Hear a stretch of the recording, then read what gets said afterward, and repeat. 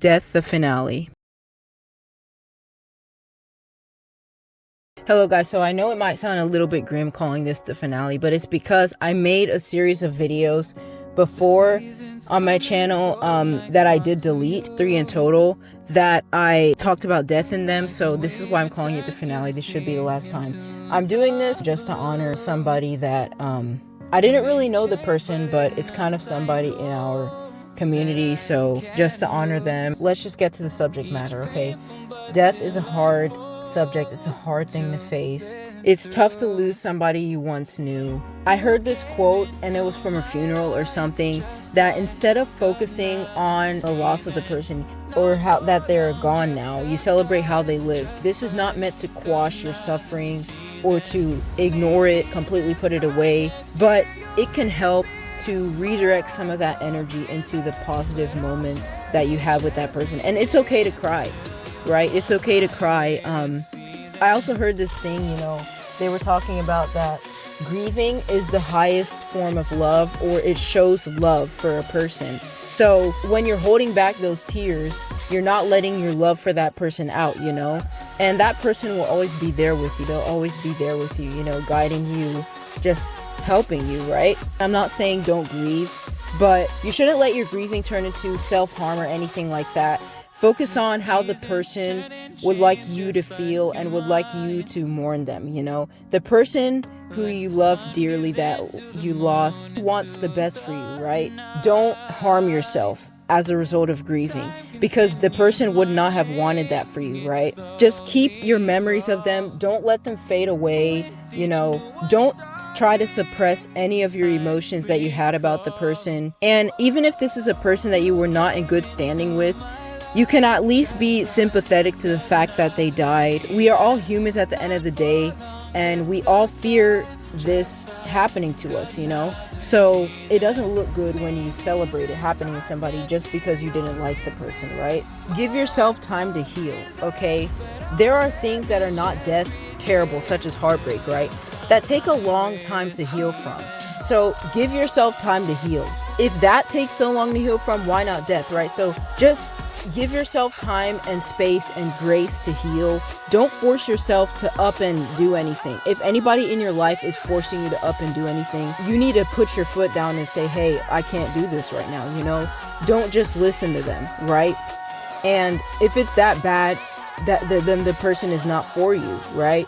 Just learn to move on from that person, because they don't really appreciate or value you enough to give you time and space.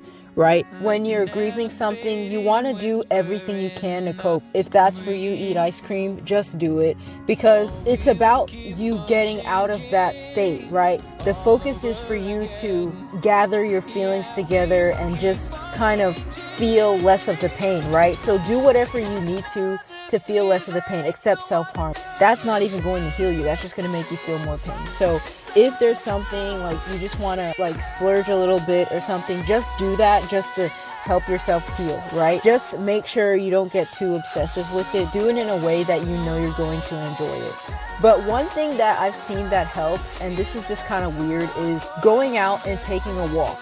You should take your phone just for safety reasons, but don't put on any music. Just take a walk in the fresh air, move your body.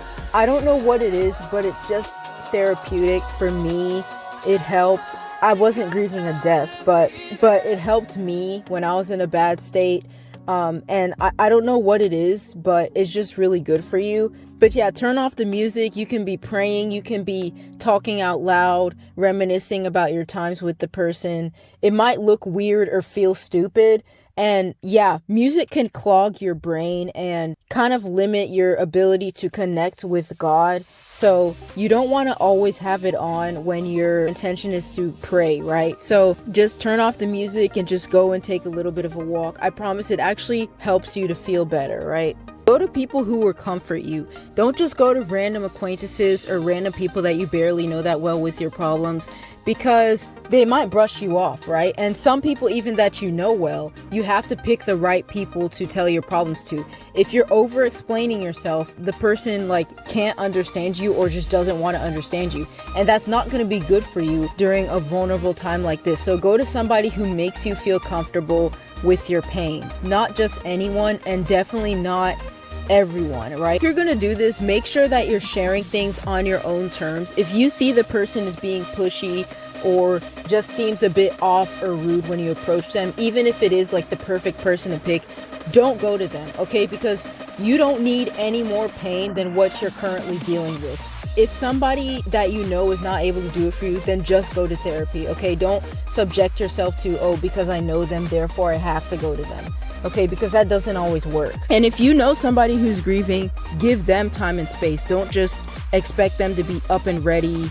Don't go into details and ask a bunch of stuff about things, you know, and let them share their own memories, okay? Don't try to bring anything out of people who are grieving. Let them share it on their own, okay? Because you're giving them more pressure than they need to feel right now when you do stuff like that, even if you're trying to help them. On that same vein, don't offer anybody help.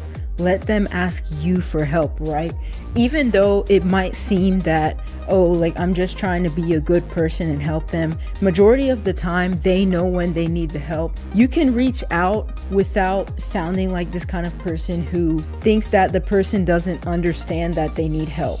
So don't reach out to somebody with hopes of helping them. Reach out with somebody in hopes of catering to their needs. They might not need the help you think they want from you, right? They might not want to go to you about their problem, so don't force them to. Even if it looks like, oh, they're in such a big mess, I have to help them out, doesn't always mean you're the person to do it, okay? So let them ask for help. And sometimes if there's a dire situation, you can try and step in, but at that point, they have to be the person who grabs your hand. There are certain words that they were talking about that they said you should never say to people, and some of them you can still say in certain contexts, right? But one thing you should never say is, I understand how you feel, or I've been through this before, and etc. like that. Like, I've also lost my whoever, right? Don't do that, because you're downplaying their suffering. Even if you have had the exact same thing happen to you or something,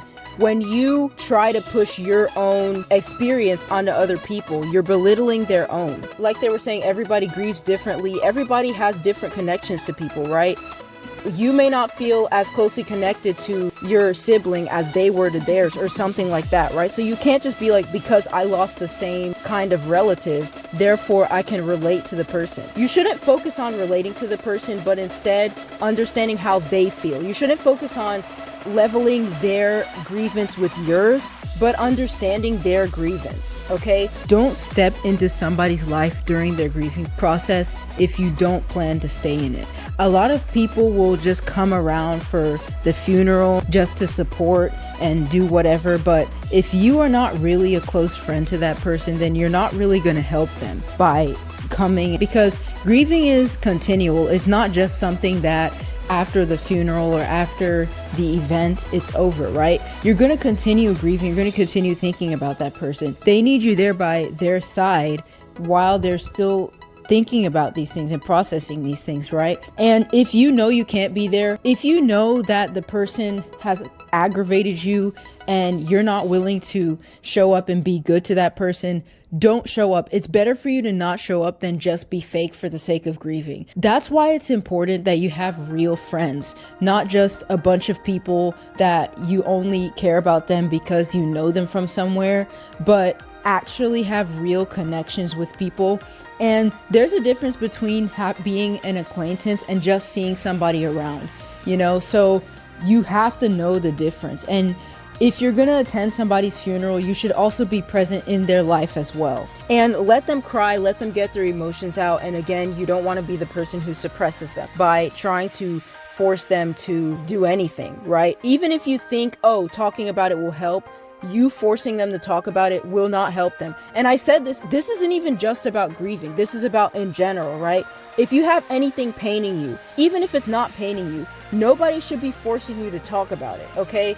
That will never help you. They do say a problem half shared is half solved, but if you don't share it on your own terms, you're just gonna cause pain for yourself, right? So don't force people to talk just because talking is therapeutic, right? You're allowed to be curious, but there's a way to be curious that is respectful, such as if I'm saying if I may ask before you ask. Even if you are saying if I may ask, there's still some things you just shouldn't be talking about when people are grieving, right? So you can ask stuff, like, but just be careful with it and make sure you're not asking super pointed questions that strike a nerve and stuff like that. We don't want to strike nerves, okay? We want to heal them. So don't try to press too hard into people, right? And my word of advice to anyone who is struggling with grief right now is that don't worry, you can get through this. Think about how the person would want you to feel. I don't mean that they don't want you to grieve, right? They would obviously want you to grieve for them, but they don't want you to give up on life. Just keep that person within your memory. Don't let them go. Let their memory be your strength. Don't push their memory away just to get rid of the trauma, but instead let it motivate you, okay? Yeah, I know this is a bit more serious, but I have to do my part, you know? I'm not there when I should be there, so if this is where I can be, then it's better than doing nothing. Doing little is better than doing nothing. All right then, bye.